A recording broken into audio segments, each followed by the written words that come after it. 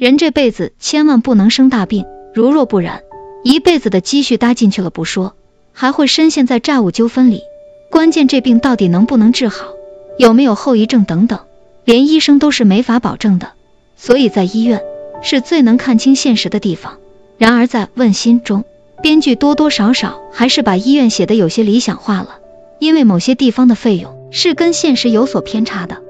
心脏医院跟别的医院不同，不是说住院费只需要个几千块就行了，一旦被医生下了住院的命令，那手术费加上后续的费用没有个20万左右，肯定是不能安然出院的。倒不是医生为了揽财，实在是心脏对于人体来说太过重要了，无论是手术还是监护都比一般的病难度高，费用高一些也是难免的。不是每个家庭都那么富裕的，有的病人眼看着都做完手术了，却没钱支付后续的治疗费用。作为医生，心疼病人是必然的，尤其是周晓峰，他是最见不得病人因为钱而终止治疗的。更何况心脏手术本来就是跟死神抢人，总不能医生付出了所有的努力，最终因为家属一句没钱不配合吧。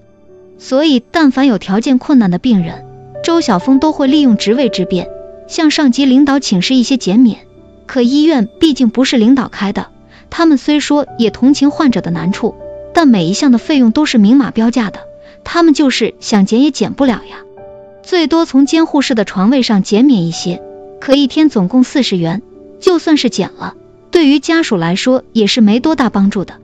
这里虽说的监护室是病人在开完刀之后住的重症监护室，在那些所谓的大老板眼中，20个人住在一起就跟大通铺差不多，可他们就算是有钱也换不了，因为重症监护室的环境要求绝对的无菌，而且所有的医护人员比普通病房的档次要高许多。这要是放在现实生活中，但凡进了 ICU， 每天光是床位费都得上千元吧。可在电视剧中，这所谓的心脏医院里， ICU 一天的床位费只有40块钱，就跟普通病房差不了多少。之所以进了这里的费用会高，全部都是器械和医护人员的问题。总觉得这样的价位终究还是被编剧理想化了，光看床的构造就知道，在这里躺一天没有个1000块肯定是下不来的。40块的标价着实让人有些意外。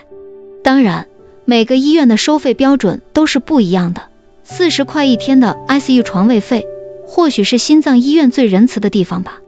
但这并不代表进了这里之后就能体面的回去，除非家里有矿，一般老百姓别说看病了，光是连开刀的钱都凑不出来。所以一旦跟心脏挂钩的病，大家都会选择保守治疗，毕竟不是每家都那么富裕的。